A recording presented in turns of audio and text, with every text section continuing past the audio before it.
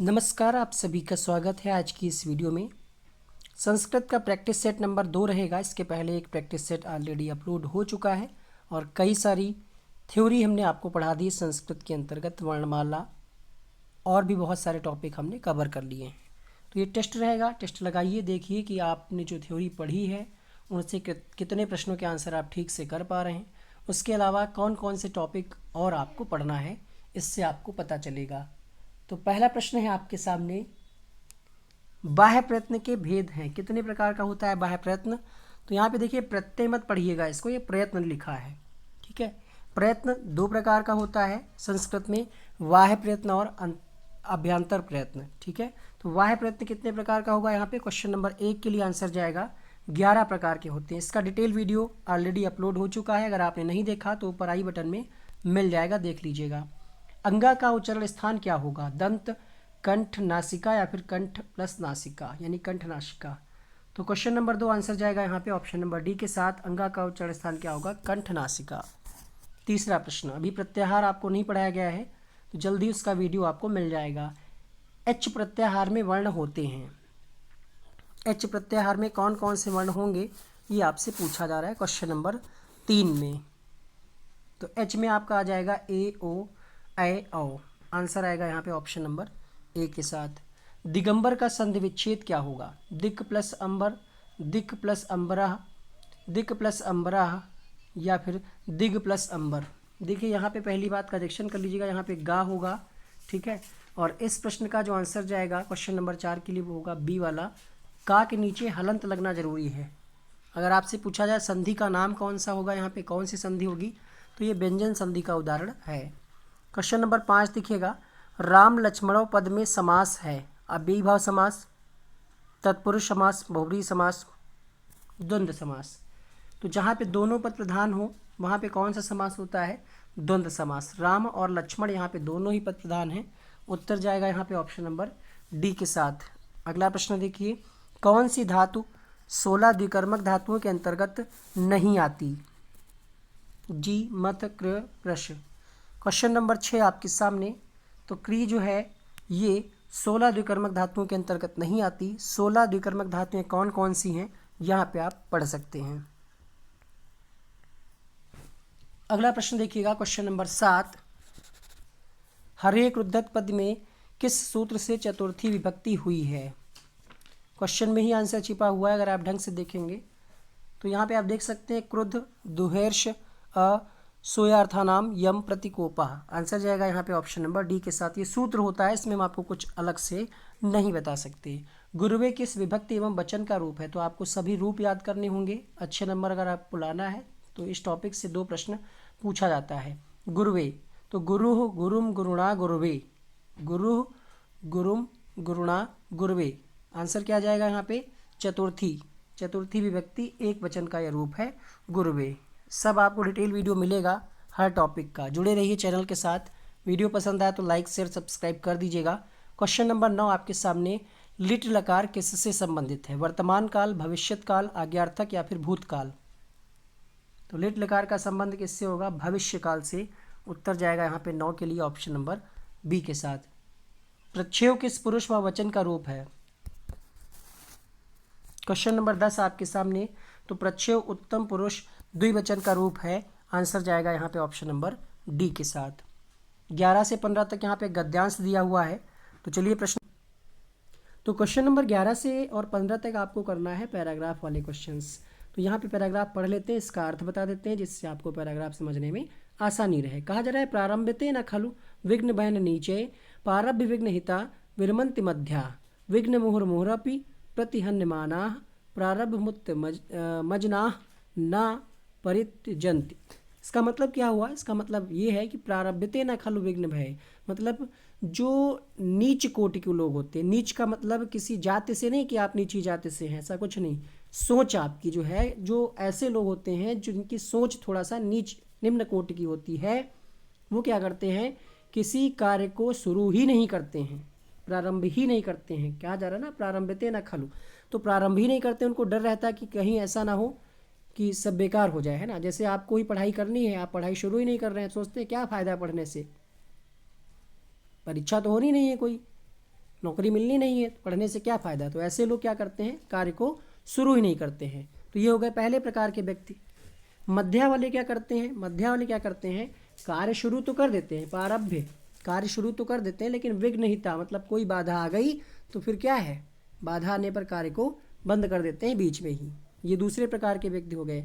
तीसरे प्रकार के क्या करते हैं, विघ्न मुहुर्मुहुरपि, मतलब विघ्न कितनी भी बार आए लेकिन जो उच्च कोटि के व्यक्ति होते हैं वो कार्य को बंद नहीं करते हैं, उसका समाधान करते रहते हैं कितनी भी बार बाधा आए।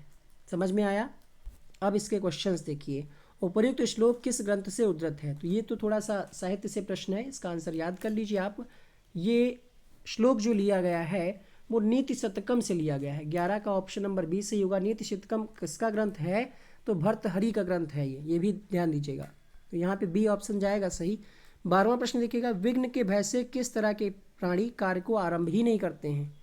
तो कौन आरंभ नहीं करता है, मध्य कोटि वाले तो आरंभ करते हैं, बीच में छोड़ देते थे, ये तो होगा नहीं। उत्तम कोटि वाले तो पूरा कार्य करते हैं।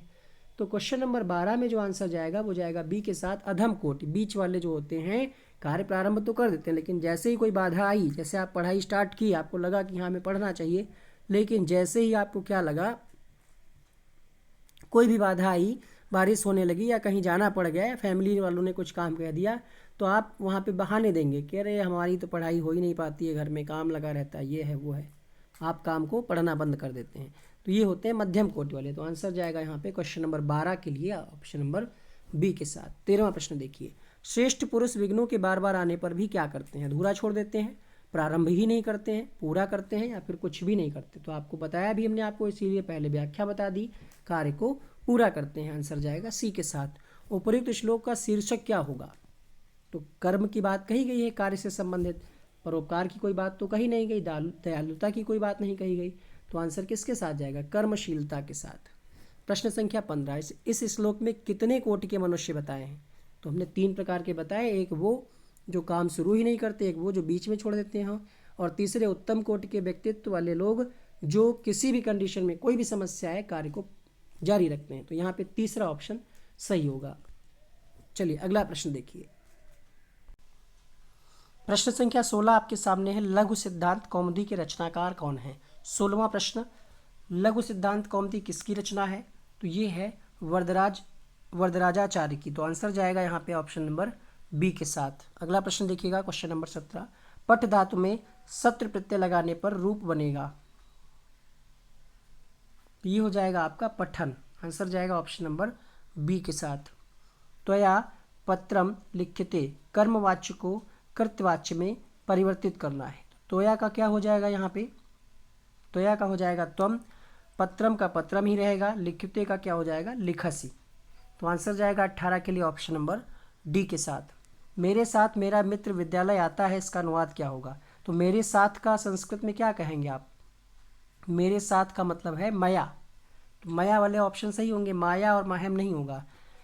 मया सह मम मित्रम, यहाँ तक तो ठीक है, मेरे साथ मेरा मित्र विद्यालय आता है। तो विद्यालयम गच्छति, यहाँ पे क्या लिखा हुआ है, माम लिखा है, यहाँ पे लिखा है मम। तो इन दोनों में बेहतर क्या होगा, मया सह मम मित्रम विद्यालयम गच्छति। आंसर जाएगा यहाँ पे ऑप्शन नंबर बी के साथ। सिद्ध सिद्ध्यो समो भूत्वा समत्वम योग उच्यते, ये सूक्ति कहाँ से ली गई है। क्वेश्चन नंबर 20, तो ये गीता से ली गई है। आंसर जाएगा ऑप्शन नंबर सी के साथ। साहित्य भी आपको पढ़ना पड़ेगा। कोयल कबूतर चिड़िया को क्रमशः क्या कहते हैं संस्कृत में। तो चिड़िया को तो आप सभी जानते होंगे, चटका कहते हैं। तो चटका वाले ऑप्शन 2 बचे हमारे पास। कोयल को क्या कहते हैं, क्वेश्चन नंबर 21 में आपसे यही पूछ रहा है। कोयल को कहते हैं परव्रत, ठीक है। कबूतर को कहते हैं पारावता। तो आंसर जाएगा यहाँ पे ऑप्शन नंबर सी के साथ। 21 का सी ऑप्शन। संस्कृत में लकार कितने हैं, 22वां प्रश्न आपके सामने। तो संस्कृत में लकारों की संख्या है 10। आंसर जाएगा ऑप्शन नंबर सी के साथ। सरस्वती का पर्यायवाची क्या होगा, ब्राह्मी, गी, विधात्री या फिर उपयुक्त सभी। ये सभी सरस्वती के पर्यायवाची हैं। आंसर जाएगा डी के साथ। 10,000 संख्या को संस्कृत में क्या कहते हैं। कल भी हमने आपको बताया था कि संख्या वाला वीडियो हमने नीचे कमेंट बॉक्स में उसका लिंक दे दिया है, उसको आप देखिए। ऊपर आई बटन में भी लिंक दे देंगे, उसको आप देखिएगा। संख्याएं सारी पढ़ाई हमने आपको। तो 10,000 को कहेंगे हम यहाँ पे क्या, अयुतम। बी ऑप्शन यहाँ पे सही होगा। रामायण का अपर है, मतलब रामायण का दूसरा नाम क्या है? Question number 25। तो चतुर्विंश सहस्त्री संहिता कहा जाता है रामायण को। क्यों कहा जाता है आप लोग कमेंट बॉक्स में बताइएगा। सबको हमने बता रखा है वैसे पहले से। श्लोक हैं इसमें, श्लोकों की संख्या के आधार पर इसको कहा जाता है चतुर्विंशति। अगर आपको पता होगा संख्या तो आप बता पाएंगे कमेंट बॉक्स में, नहीं होगा तो हम आपको अगले वीडियो में बताएंगे। यम नचिकेता का संवाद प्राप्त होता है ईशोपनिषद से, कठोपनिषद से, तैत्तिरीयोपनिषद से या फिर केनोपनिषद से। Question number 26। तो कठोपनिषद में यम नचिकेता का संवाद प्राप्त होता है। उत्तर बी सही होगा यहाँ पे। भाषा कौशल का सही क्रम क्या है? तो आपने पढ़ा होगा ना, शुभोपाली। मतलब सुनना, फिर बोलना। शुभोपाली तो पहले क्या आ जाएगा? सुनना, फिर बोलना, फिर लिखना, फिर पढ़ना। तो आंसर जाएगा यहाँ पे ऑप्शन नंबर सी के साथ। दृश्य साधन के अंतर्गत नहीं आता है, किसको आप नहीं देखते हैं? 28वां प्रश्न। तो रेडियो को हम देखते नहीं, सिर्फ सुनते हैं, आवाज़ आती है, रेडियो में दिखता थोड़ी कुछ। आंसर जाएगा ऑप्शन नंबर ए के साथ। निगमन विधि के सोपान का सही क्रम क्या है? तो निगमन विधि में हम क्या करते हैं? सबसे पहले नियम देते हैं, नियम के बाद क्या करते हैं? स्पष्टीकरण, फिर प्रयोग, फिर पुनः परीक्षण। तो इसका पहला ऑप्शन सही होगा। क्वेश्चन नंबर 30 देखिए, थॉर्नडाइक का अधिगम सिद्धांत है। थॉर्नडाइक के अधिगम सिद्धांत को हम और किस नाम से जानते हैं? तो इसको उद्दीपक अनुक्रिया सिद्धांत भी कहते हैं। 30 का आंसर जाएगा ऑप्शन नंबर ए के साथ। अब पैराग्राफ के क्वेश्चंस आपको कराए जाते हैं।